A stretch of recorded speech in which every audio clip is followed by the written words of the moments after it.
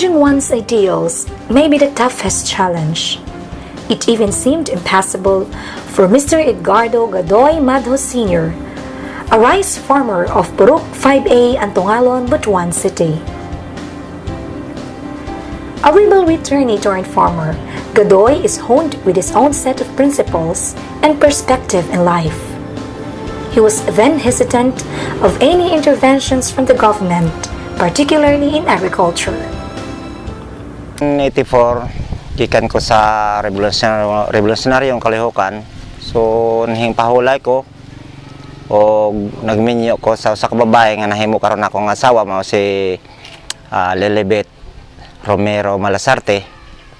So dihang panahon na nagtikad ko sa maong luna nga intrigo sa akong inahan mao ang basakan. Motoy unang hugna sa akong kinabuhi nga nakigbisog na pug ko para sa akong pamilya. Gadoy and his wife Lilibeth Malazarte started tilling the 3-hectare land owned by a certain Rafael Rodriguez into rice production. Gradually, they ventured into other projects like vegetable gardening and cattle raising. Sa akong pakigbisog diha sa pagpanguma, naningkamot ko tungod kay na may ambisyon sa akong misis nga makapalit mi og hayop labi na sa hisgutanan nga karabaw. So kaloy sa Ginoo tungod ni adtong pagpaningkamot nakaginansya kami sa basak. So nakabot na mo ang maong ambisyon, mao ang pagpalit og hayop nga karabaw. So gisabay na ko ang tanan sa panginabuhi para sa kaugmaon sa akong mga anak. Og hangtod ng alima ko og baka, nakakaugalingon ako og baka. Tapos nagplano na pud mi nga mong pabarog og balay kay dili man ni mao ang akong balay atong una, gamay pa kayo payag pa. Muning natukod kini adtong 1990 kini akong balay. Using his own resources, Gadoy was able to establish a small water impounding project, now irrigating more than 50 hectares rice area. Kini nga sapong nako. Ako kining gipabarog niadtong 1984. Pagsugod gid nako sa pagtikad og basak. Kini siya kaugalingon akong gasto. Walay nag-support nako. Paghimo nining sapong para mo supply kini nga tubiga sa akong basakan og sa mga kasikbit nga mga basakan nga nagtikad dinhi sa among lugar. Sa pagkakaroon gani ang gisupplyan niini mudagan ngadto sa 50 hectares more or less ang gidak-on. So sa panahon nga magbaha ang maong sapa sa Tagulahi, kining akong sapong maguba ni tungod kay trapal raman kung makita ninyo sa akong luyo, trapal ra og mga bato, gipail ang mga bato tapos gisandigan sa trapal. So sa pika side inyo makita nga dunay kanal. So mao na siya ang inir nako, mao na siya ang pasulod ngadto sa akong area sa mga basakan. Gadoy's farm expanded into a diversified and integrated farming system. He never felt needing any form of assistance from the government, not until the City Agriculture Office, Butuan City, through Ms. Corazon Bueco and Ms. Arsenio Lutrana, introduced and proposed for the conduct of Farmers Field School, or FFS, on rice production in 2006 in his area as demo site. Tungod lagi sa maong panginahanglan sa atong pamilya, hantod karon nagpadayon ko naningkamot sa maong pagpanguma. Hinoon, wala ko magmahay kay makita ninyo sa akong luyo. Luyo niya ang tanan kung sa akong pagpanguma. Niadto nga mga panahon, walay gobyerno nga nagaduol sa ako. Kundili kaugalingon lamang ako paningkamot. Kay ang sa tinuod, dili man ko magsalig sa gitawag nato nga panggamahanan. So naningkamot ko nakabuot na ako ang maong pangandoy. Hangtod hing abot ang panahon year 2006 diha na ko gihinahinay o kumbinsi sa atong mga technician. However, the FFS was pursued with certain conditions that Godoy sets himself, accepting only those teachings or practices that complements to his ideals. Miabot ang 2006 din si Ma'am Arsinia Luciana, kauban ni sa among barangay technician nga si Ma'am Corazon Buico. Na abot sila sa akong panimalay. Di nang tumong og tuyo nila mao ang paghimo, pag-implement sa programa kabahin sa FFS sa IPM. Di nga time nagkahisgot mi og sila naghangyo nga kung pwede ba nga maka kurom ko og 30 ka tawo para sa paghimuon nga FFS. So ako silang gingnan, kaya na ako pagkurom sa baong mga farmers. Pero dili ko gusto nga ang akong nasugdan nga organic farming madisturbo tungod kay mubalik ta sa synthetic nga pamagi. Kaysa pagkatinod, year 2000 pa ako nagsugod og hinahinay nga nag-organic. Walay taga-gobyerno nga nagtudlo nako o barangay technician, kundili kombinasyon sa akong kahibalo gikan sa paglihok nako sa kabukiran mao ang pag-amping sa kinaiyahan. Mang Godoy is our very active farmer partner in our conduct of different trainings and seminars sponsored by the Department of Agriculture and the Agricultural Training Institute. As a participant of our Farmers Field School, he was very active, very participative, and he appreciated very much the process in the conducting of Farmers Field School on organic rice production, organic vegetable production, funded by the Agricultural Training Institute, and one batch of Palay Check FFS funded by the Department of Agriculture. Now, the learnings he gained from the conduct of the FFS was very useful to him, according to Mang Godoy, because the process is very participatory, experiential, discovery-based, and hands-on. From the FFS, Mang Godoy is a recipient of a beneficiary of our different technodemo, especially on the whole-based organic cassava production and the integrated diversified organic farming system as one of the model farm in Butuan City. As a model cooperator in organic farming, he was able to implement the organic vegetable production, the 1.75 hectare of organic rice, and the tilapia, the vermicomposting, and the free-range native chicken production.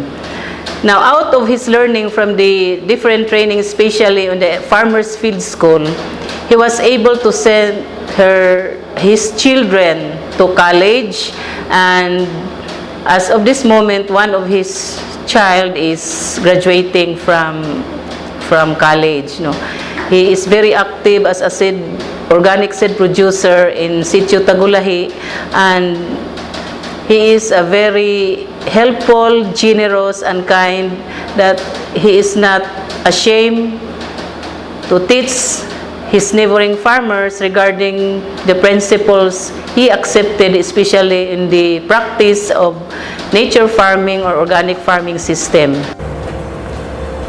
Godoy then started appreciating the learning by doing principle of the FFS. In fact, a series of FFS conduct followed in his farm in the succeeding years. Just recently, another FFS on organic rice production was conducted again by ATI and City Agriculture Office, having Godoy as farmer partner still. Asked on how he has changed his mindset on capability and technology enhancement and openness to government interventions, Godoy narrated. Tuon na mo sa FFS sa kabahin sa IPM, diha na hisgutan ako o namo o diha na ako nakabot kabahin sa pag-ila sa higala nga insekto o kaaway nga insekto. O ang tubo sa humay og pila ka stages. Di ako na able nga ako pangunahuna nga dili lang nato limitahan ang atong paglantaw labi na sa atong hisgotan sa gobyerno. Kay dunay mga kaayuhan nga makabuot nato diha sa nagkalain-laing ahensya sa atong gobyerno. Dihan ako nakatunan ang paghimo sa mga fermentation. Tanan gani antod karon na may akong ginabuhat nga mga fermentation katong mga concoction. Mr. Edgardo Madhos, as I know him, is an very industrious and cooperative person. Before he became the president of the Tagulahi IPM Farmers, he was once a member and tilling around 2 to 3 hectares of rice farm in that area, in Antungalon, this city. As we have observed him with our field personnel, whatever programs the city government in coordination with ATI and the Department of Agriculture, he is very much cooperative on all undertakings. Even if we will conduct farmers, field school, techno demos, he is the one frontlining in all these activities. Whenever there are problems regarding their operation, he automatically called our field personnel in the person of Cora Buico to answer or to respond the needed specifically of their organization. I think everything Gadoy has done, not only for his own, but for his own family, for his family, his members of the organization, and even for the record of the office of the city government as one of the best farmer who could extend services to his members, as also a recipient of our programs, projects of the city government and the national government, especially on information, education, wherein the Agricultural Training Institute is our partner of the Office of the City Agriculturist of the city government, that he himself could have the capacity to extend services to his members. And good luck, Gadoy. Congratulations, and may God bless you always. By applying what he learned from the series of technology enhancement trainings, Godoy noted the economic benefits of farming, particularly in organic rice farming. So sa maong mga pagtuon nga ako nakabuot o nakatunan, diha ako nakita nga ang ako mga galastuhan kabahin sa basakan, sa akong garden. So mikunhod ang maong galastuhan ako kay wala na ko magamit niya ng mga synthetic nga mga abono o medisina. Komparasyon sa akong kinabuhi, kini mo'y dakong tabang na nga akong na tagamtam gikan sa ahensya sa atong gobyerno, sa Department of Agriculture o sa City Agriculture. Ingon man ang mo paluyo sa mao ang taga ETI. Isip asawa ni Edgardo Madhos, kami nagkatinabangay sa among pagpanguma sama aning sa garden o sa rice o unsa man nga trabaho niya, nagkatabangay kami managtiayon. Nakapa-eskwela mi sa among mga anak og college, pero dili lang tanan nag-eskwela sila. Nay high school, nay college. Pinaagi sa among pagpanguma.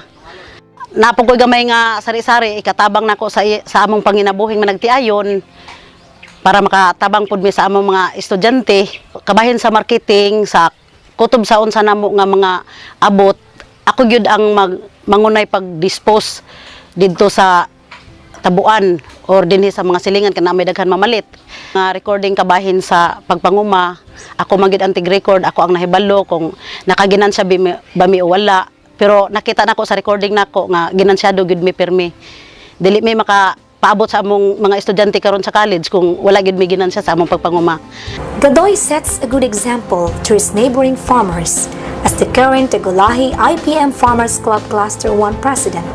He was also a recipient of City Gawad Saka Awards by the city government as Outstanding Rice Farmer in 2012, then a nominee in the regional category. So, kalois Ginoo sa pagkakaron makita ninyo sa akong palibot dunay garden nga ginagmay, dunay talong, ampalaya, kamatis at sal. So napog ko'y basakan. Kadili mahimo nga usa ka farmers wag salig lang sa humay. Gikinahanglan ang usa ka mag-uuma nga duna say income matag simana. So unsa man nga mga tanom ang mohatag og matag simana nga income mao kini mga garden. So sikreto nga pamaagi sa usa ka mag-uuma. Bisan gamay ra imong yuta kun kamao kamutikad ug abli ka mo dawat sa mga itudlo sa mga ahensya sa gobyerno. Kanan dapita mutuo ko mulampos ka sa imong kinabuhi.